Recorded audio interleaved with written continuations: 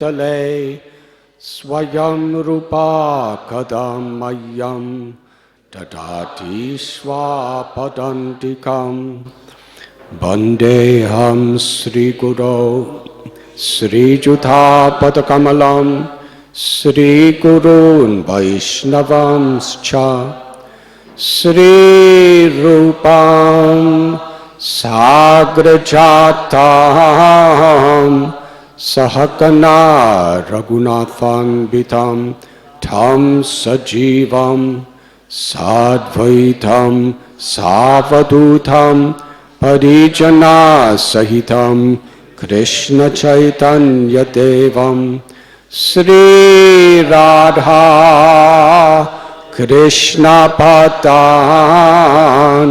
Sahakana Lalita Sri Vishakan Bitamscha He Krishna Karuna Sindhu Dina Bandhu Jagatpate Gopesha Gopika Kanta Radha Kanta Namostate Tapta Kanchana Gaurangi Radhe Vrindavaneshwari Vrishabhanu Sute Devi Pranamami Hari Priye Vancha Kalpatarubhyascha Kripa Sindhubhya Evacha Patithanam Bhavanibhyo Vaishnavebhyo Namo Namaha Sri Krishna Chaitanya Prabhu Nityananda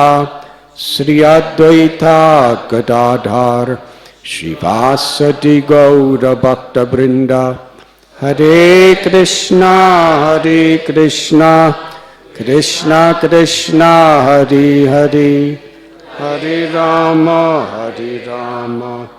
Rama Rama Hare Hare Hare Krishna. Thank you, Kalachakra Krishna Prabhu, for your brilliant class. And we very much felt the presence of His Holiness Mahavishnu Swami Maharaj through your devotion to him.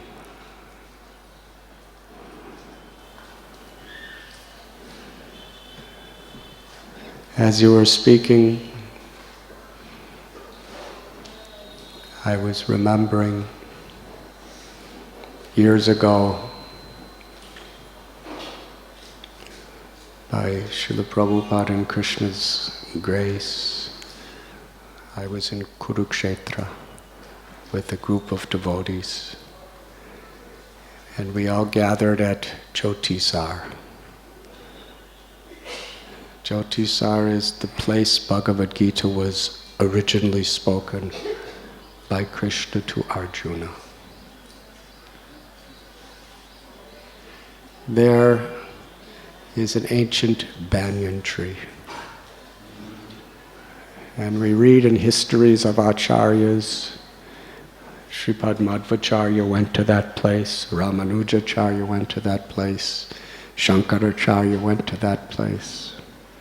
Our beloved Gurudev, Srila Prabhupada, he went to Kurukshetra and very much wanted land to build a Vaishnava university at that place. Historically, the great acharyas have very much recognized and worshipped the ancient banyan tree of Jyotisar. And it was there that His Holiness Mahavishnu Goswami Maharaj came to meet us. On this occasion, there was a nice group of devotees, and the two of us sat right under the tree.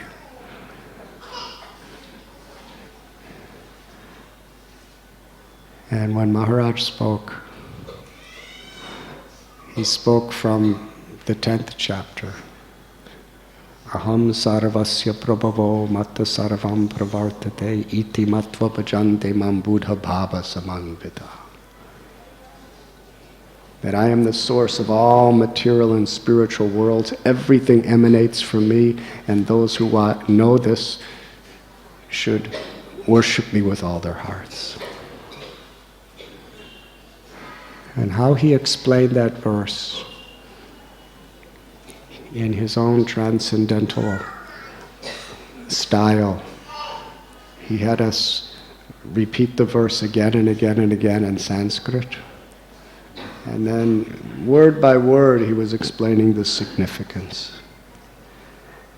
And he was emphasizing, if we just understand this one verse, everything is in it. Everything is in this verse. And he gave a very, very deep, profound, and heartfelt explanation, connecting it to Prabhupada.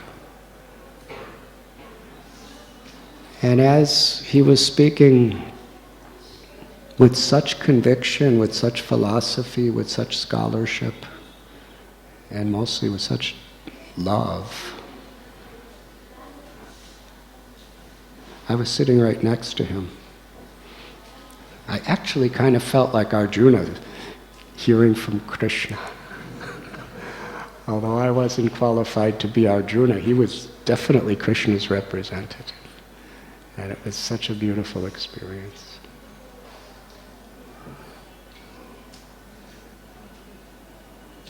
And not long before he passed from this world, I was with His Holiness Giriraj Swami at his home in California. And we got a phone call that Mahavishnu Goswami Maharaj was not so far away, somewhere near San Diego or something, and he really would like us to come to see him. And we went to the house of one of his disciples, and he was just such an emblem of Vaishnava etiquette and qualities. How he welcomed the devotees, the guests of his house, and we sat and we spoke and we laughed. He was reciting some slokas and we were talking about everything. And then I remember he gave me this mixture of honey and ginger powder, yes? Because he heard that I had some little sore throat or something, or cold. And he personally, with his own hands, he made this honey and ginger powder. And was so enthusiastic that I eat it. So I ate so much.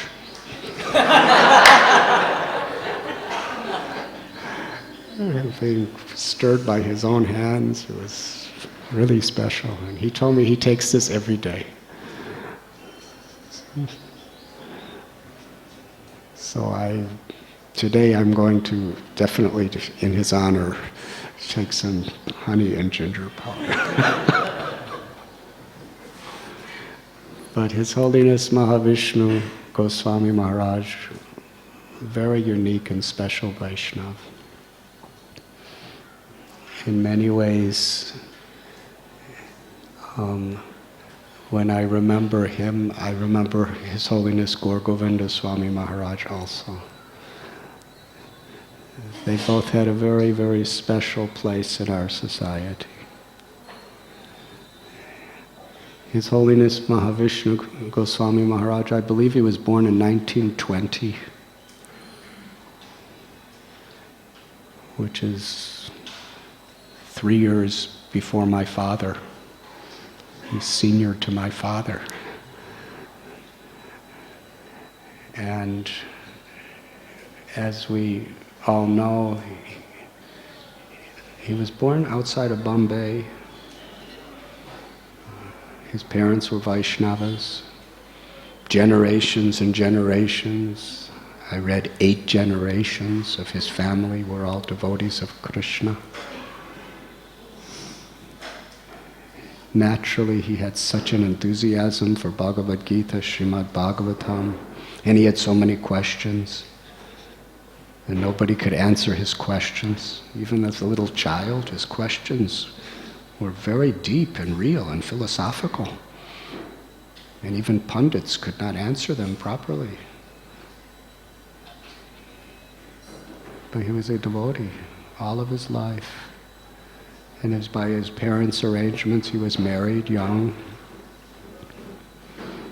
And in 1955, he went to London.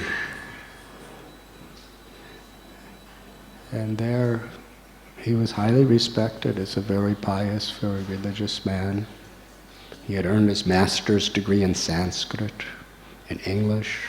He spoke practically any language he wanted to speak. Tremendous intellect, tremendous absorption. And he told us that one day he was just walking down Oxford Street and he saw some Western Hare Krishnas singing and dancing on the street. In those days, and today I think they've revived it, but every day, I remember I was in London in 1972 on my way back from India, and one of our godbrothers, Radhanath Swami, every day he would lead Harinam Kirtan down Oxford Street, the most famous street in all of London. Perhaps the most famous street in the world, for hours and hours. So, when people see devotees chanting and dancing, everybody has their own perception of what's happening. Now here is Mahavishnu Goswami, who's older than the fathers of all these devotees who are dancing around on the street. They've all been devotees for at the most 3 or 4 or 5 years. He's been a devotee at this time, this was 1972, 73. He's been a devotee for 52 years.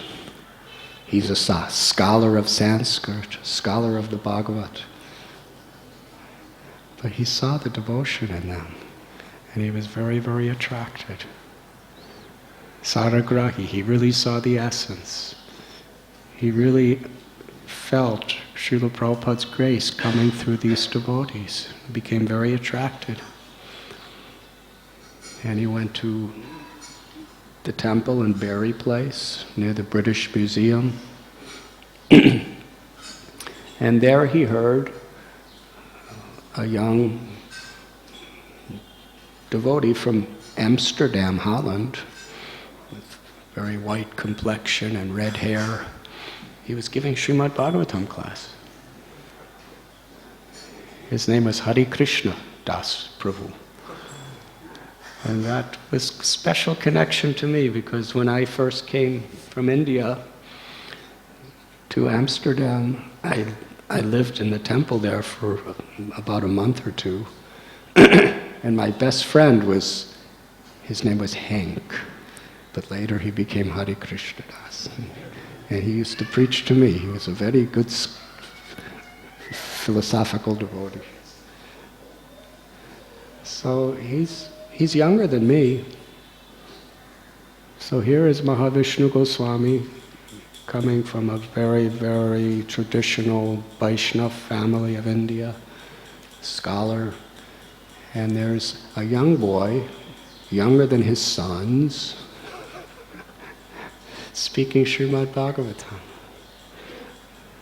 And in his eagerness to hear the Bhagavatam, and in his natural humility, he was so deeply impressed that this devotee was speaking with so much devotion and so much conviction, and he was from Holland. It was a very moving experience for Maharaj, and he asked, how did you learn this?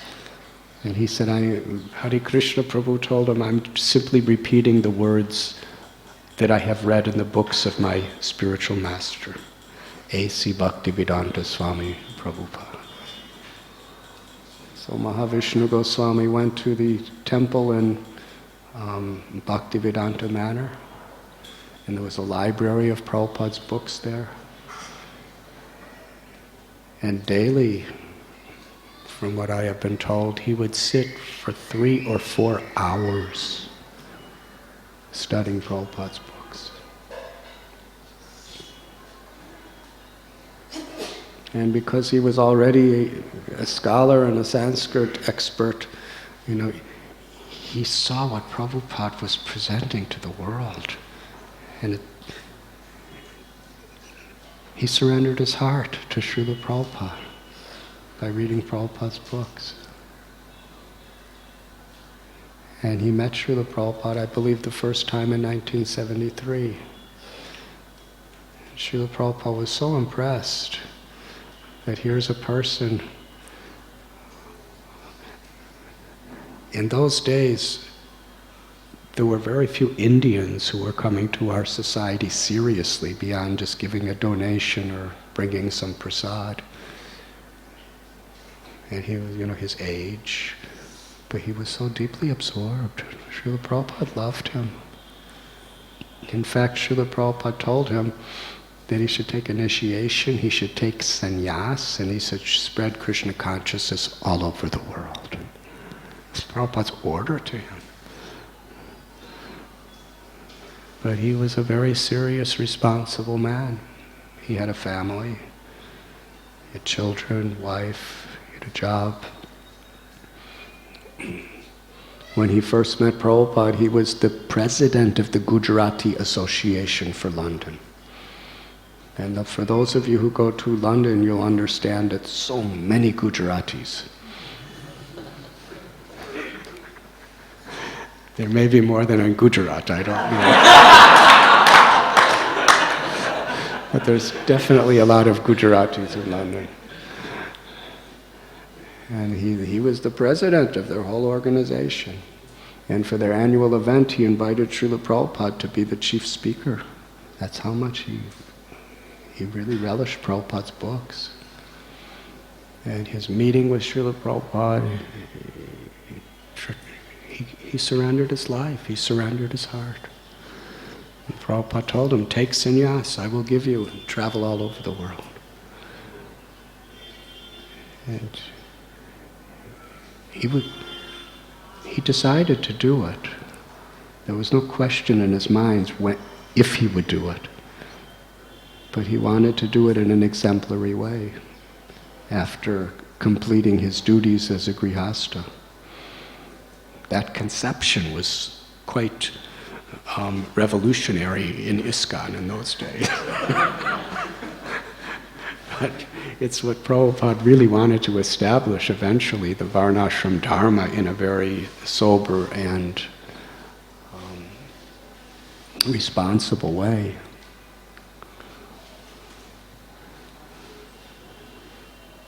So he would read the Srimad Bhagavatam hours and hours a day. He did his work, he raised his family, he completed his duties. But during that time, Srila Prabhupada left the world in 1977. And I believe it was around 1980 that he took initiation and he moved in the temple. I believe it was, I'm not sure if it was Berry Place or Soho Street. Soho Street. And he lived in that little temple in downtown London. And everybody else in the temple was younger than his children. And he was junior than all of them. Can you imagine taking orders?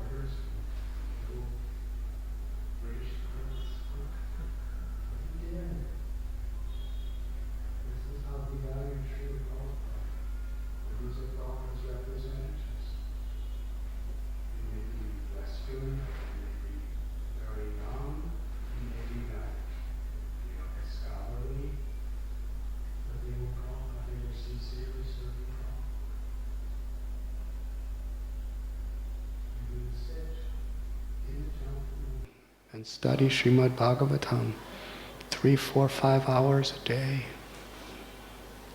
He wouldn't fall asleep. He wouldn't have to walk around. He was absorbed. Krishna consciousness means absorption. Srila Prabhupada taught us there's the book Bhagavatam and there's the person Bhagavatam. The person Bhagavatam is one who's so totally absorbed in the book Bhagavatam that he speaks and lives as an example of the scripture. And everyone could see that he personified this principle. And for many years he lived in the temple as a vanaprastha. And eventually Srila Prabhupada's order was fulfilled and he accepted sannyas and began to travel and preach all over the world. Very interesting similarity of him and Srila Prabhupada. When Srila Prabhupada was a very young man, 1922, Bhaktisiddhanta Saraswati Thakur told him that he should travel all over the world and spread Lord Chaitanya's message in the English language. But Prabhupada also was responsible. He had a wife, he had a child, he had a job. And Srila Prabhupada told us on that very day he accepted Bhaktisiddhanta Saraswati Thakur as his spiritual master and accepted his order as his life and soul. But he wanted to do it in a responsible way.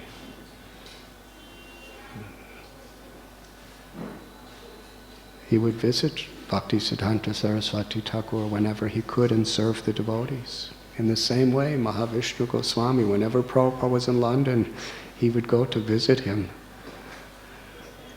Prabhupada was so affectionate toward him, and he loved to be with the devotees and assist the devotees in every way he could.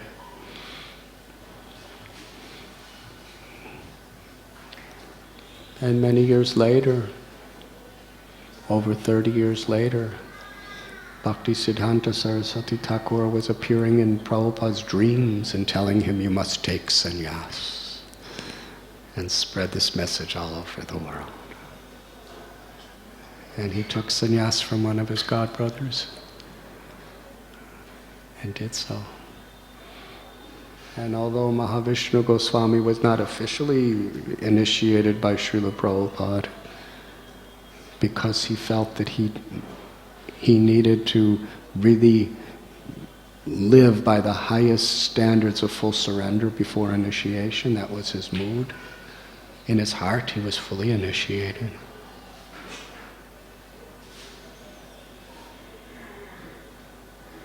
In fact, he had more personal association with Srila Prabhupada than most of Prabhupada's initiated disciples. And he had more direct, specific instructions than most all of Prabhupada's direct disciples. So he was Prabhupada's disciple. In spirit, in every way, gave his life. And similar to Srila Prabhupada, he took sannyas for this purpose, to spread his Guru's message on his Guru's order all over the world. And like Srila Prabhupada, he had about 12 world tours. And wherever he went, people felt such shelter. Not just because of his age and because of his scholarship, but his kindness. He was so respectful to honor everyone. Whether it was a non-devotee or a new devotee or a senior sannyasi, he just had such love and kindness toward everyone. And people really felt deeply that he cared about them, because he did. Because he really saw everyone as part of Krishna. He really saw his service to Prabhupada in serving every person that he came in contact with.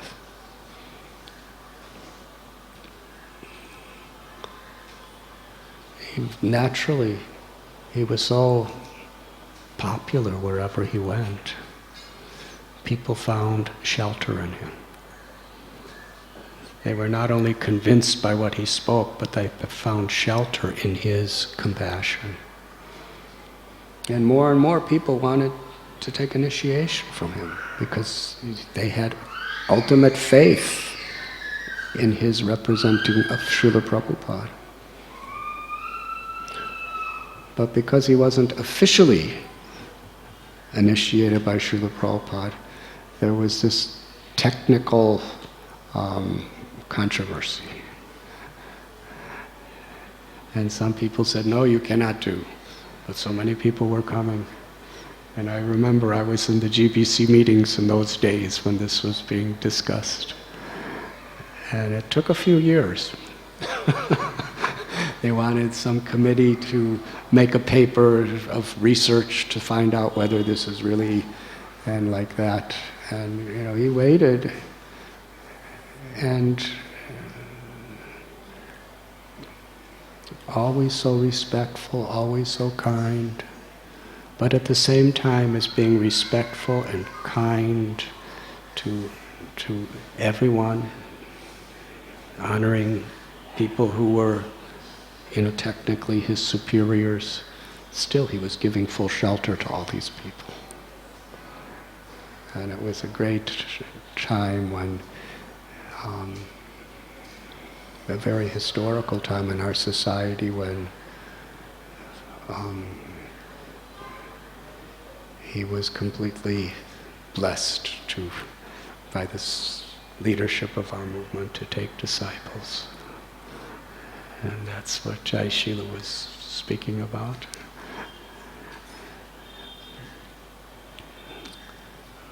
Mahavishnu Goswami went to Dwarka, practically alone with a couple students, and sat in a little field and was giving Bhagavat Saptahas. And from that, a beautiful temple arose. He went to Rajkot, he started doing Bhagavat Saptahas, and from there an ashram, a guest house and temple came up.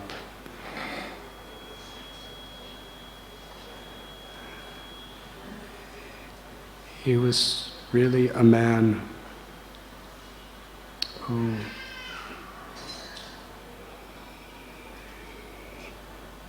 personified the essence of Prabhupada and Lord Chaitanya's mission in every way, every aspect of him.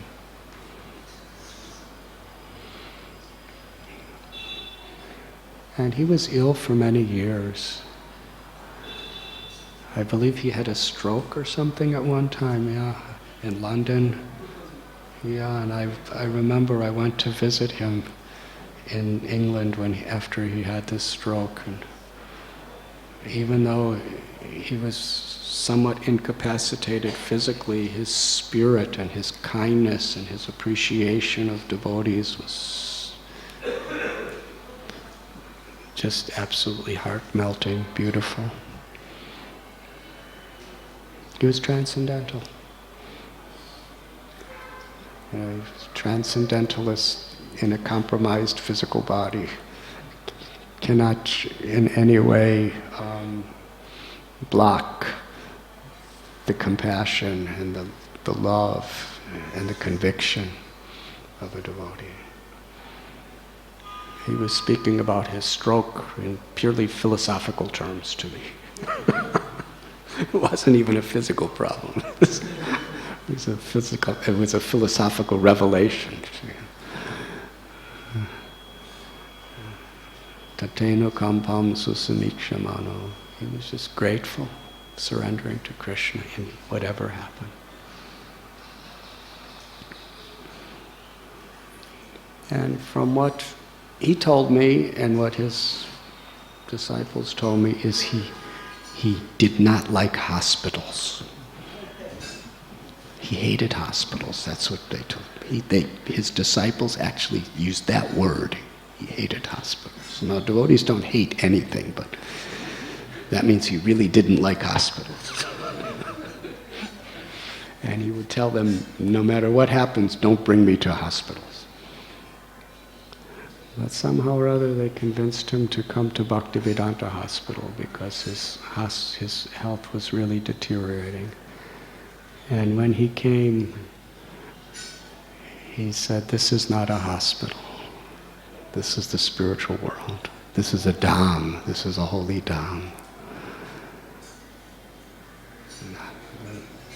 As much, if not more than anybody in history, he encouraged our devotees at Bhaktivedanta Hospital by giving so much affection and so much appreciation.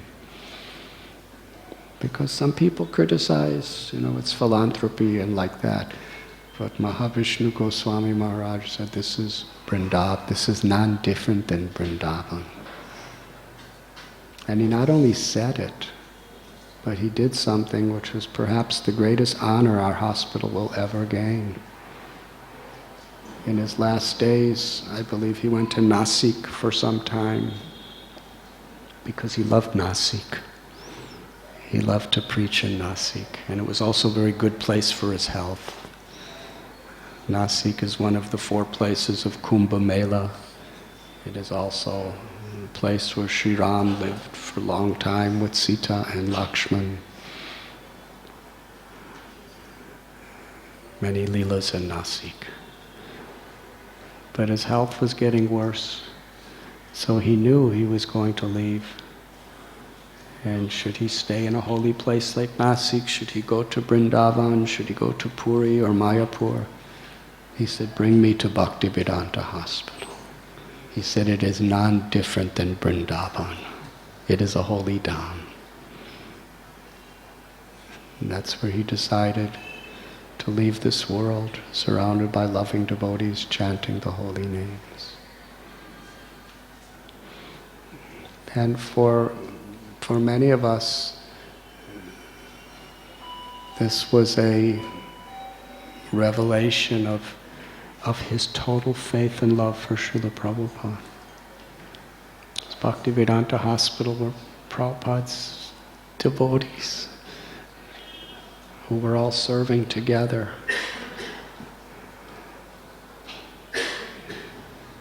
For the pleasure of Srila Prabhupada. And he recognized that in such a way that it's not different than Vrindavan. And I remember I was in Mayapur. It was just after the GBC meetings, I think, or something. I was in Mayapur.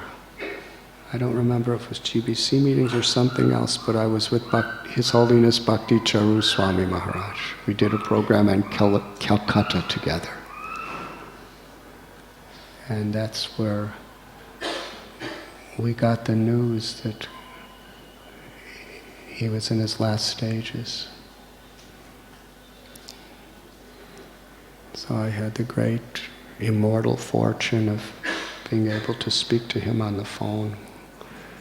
He couldn't talk much, but I could express to him my love, my gratitude.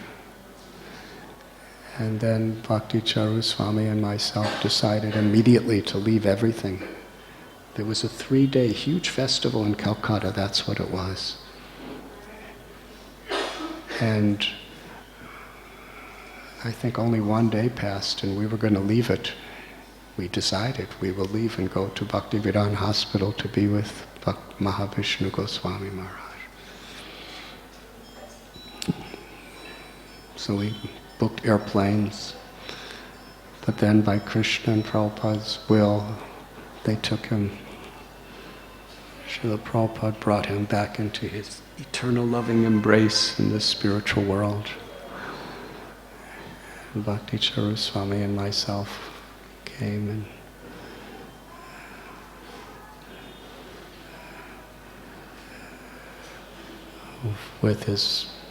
with Maharaj's beloved associates, disciples, followers, well-wishers, we went to Nasik to have a beautiful, beautiful ceremony.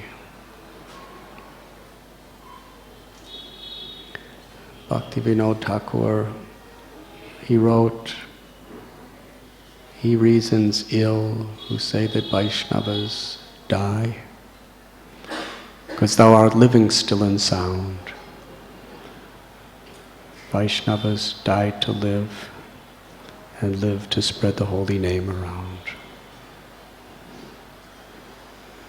Mahavishnu Swami Maharaj taught us by his life's example how to be absorbed in the holy name, how to be absorbed in Srimad Bhagavatam, how to be absorbed in service to the Guru, Srila Prabhupada, how to be absorbed in service to the Vaishnavas, how to be absorbed in compassion to all beings. And he did it with such absorption, total absorption. Today we are all praying to His Holiness Mahavishnu Swami Goswami Maharaj for even a drop of his absorption into our own lives. Thank you very much. Srila Mahavishnu Goswami Maharaj Ki Jai. And it is truly an honor, and we are so grateful that you have decided to have this ceremony here at Radha Gopinath Temple today. Of all the places in Brahma's creation, we chose to have this ceremony here. We feel very much Gurudev Goswami Maharaj's blessings upon us. Thank you. Radhanath Swami Maharaj ki jai. Srila Prabhu ki jai.